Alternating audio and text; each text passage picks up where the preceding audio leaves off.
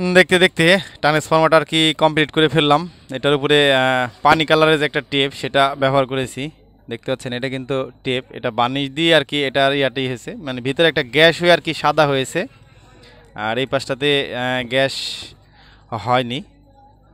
তো এটা এখন আসলে টেস্ট করব যে আসলে এর যে সেকেন্ডারি ভোল্টেজটা রয়েছে, যেটা আমরা অনেকজনাই ডিসি নামে পরিচিত, এখন দেখব যে আসলে এর ভোল্টেজটা অ্যাকুরেট হয়েছে কি না। আমরা আপনাদেরকে বলেছিলাম যে এখানে সবসময়ের জন্য ভোল্টেজটা অ্যাকুরেটভাবে বের করার জন্য। এখন এটা যেহেতু কমপ্লিট হয়ে গেছে, এটা এখন আমরা টেস্ট করব যে আসলে এর ভোল্টেজটা অ্যাকুরেট হয়েছে কি না, সেটা আসলে আমরা দেখব।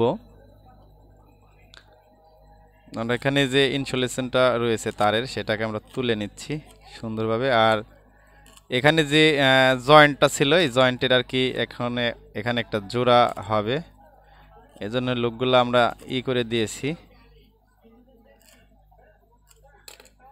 এই দুইটা আমরা এক জায়গায় করে দেব এখন। আর মূলত এখন আমাদের দোকানের সামনে একটা চার দোকান আছে, তো ওখানে আর কি টিভি চলে, ওই জন্য আর কি অনেক করে। আমরা এখানে তার বের করে নিয়েছি। এখন আমরা এই পাশেও এর যে নিকেলটা আছে, নিকেলটা আমরা তুলে নেব। তুলে নিয়ে আসলে দেখব যে এর কোয়ালিটিটা, ভোল্টেজের কোয়ালিটিটা কেমন হয়েছে, 7-17 হয়েছে না 19-20 হয়েছে না অ্যাকুরেট হয়েছে, সেটা এখন আর কি আমরা দেখব। তো এটার আমরা সব কিছুই এখন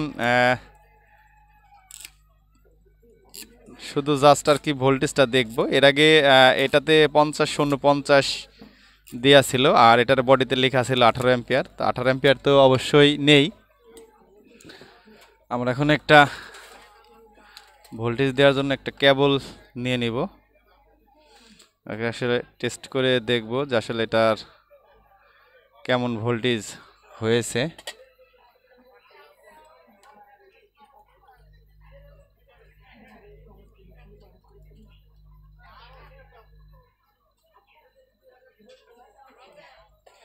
এখন আমরা মিটারটা আপনার এখানে এসিতে সিলেক্ট করে নেব।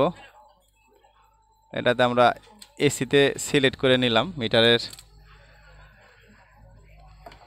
এর যে এসি প্লাগটা রয়েছে সেটা আর কি আমরা ব্যবহার করব।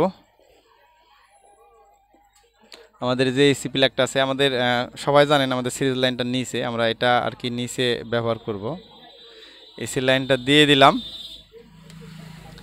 এখন মূলত এর যে ভোল্টেজটা রয়েছে সেটা আমরা দেখব যে আসলে এটার কতটুকু কথা কাজে মিল হয়েছে সেটা দেখব।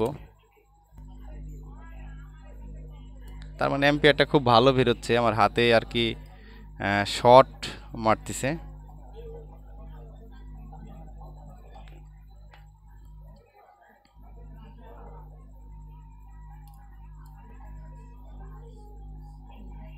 এখানে ইনসুলেন্সটা হয়তো ভালোভাবে তোলা হয়নি, বিধায় লাইনটা পাচ্ছে না ভালো।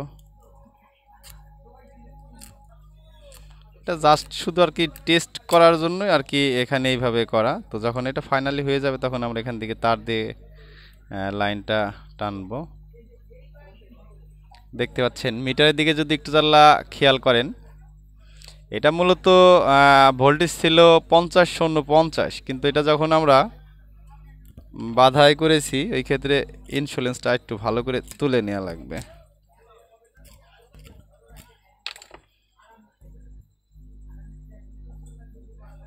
মিটার দিকে আমরা যদি একটু খেয়াল করি,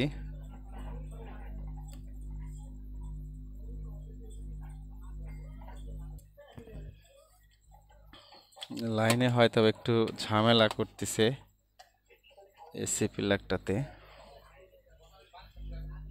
আমরা এখন যদি পার্ক করে দেখি, মূলত এর কিন্তু পার্কিংটা কিন্তু হেভি। দেখতে পাচ্ছেন এখানে মিটারের দিকে যদি আমরা একটু জ্বালা খেয়াল করি 56.1। আমরা এখন বিপরীত পার আরেকটা ধরবো, এটাতেও দেখবো যে আসলে এটাতে কত আছে। দেখতে পাচ্ছেন 56.1। মূলত এর যে আমরা তারগুলা জোড়েছি সেকেন্ডারিতে, আপনারা সবসময় চেষ্টা করবেন এর যে দুইটা সাইড আছে এখানে দুইটা সাইড অ্যাকুরেট করে নেওয়ার, দেখতে পাচ্ছেন 56.2, এটা বিদ্যুতের ভোল্টেজের কারণে এমন হচ্ছে। 56.2 আমরা যদি আর একটা সাইডে মাপি তাহলে এখানেও আমরা দেখতে পাবো 56.2। আমরা এই দুইটা যদি এখন এক জায়গায় করে দিই, করে যদি আমরা মাপি তাহলে এটা আপনার 56 ট্রান্সফরমার আসবে। আমাদের লাইনে আর কি পারফেক্ট 30 ভোল্ট রয়েছে। ডিসি লাইনটা বের করে দিই। তো এইভাবে আপনারা সবসময়ের জন্য সেকেন্ডারির যে তারটা রয়েছে এটাতে সমান ভোল্টেজ রাখবেন, চেষ্টা করবেন যতটুকু ভালো করা যায়। আর এটা মূলত একটা ব্রিজ মোড সার্কিটের একটা জন্য তৈরি করা হয়েছে। শুধু এখান থেকে আমরা দুইটা করে নিয়ে নিব, একটু অ্যাম্পিয়ারটা বেশি দেওয়ার জন্য আর কি ব্যবহার করব।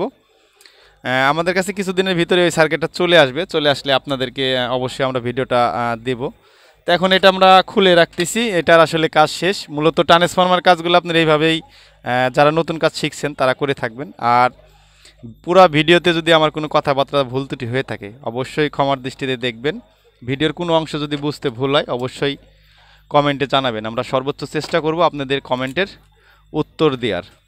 তো ভিডিওটা দেখে যদি উপকৃত হয়ে থাকেন অবশ্যই চ্যানেলটা সাবস্ক্রাইব করে পাশে থাকবেন। সবাই ভালো থাকবেন, সুস্থ থাকবেন। আল্লাহ হাফেজ।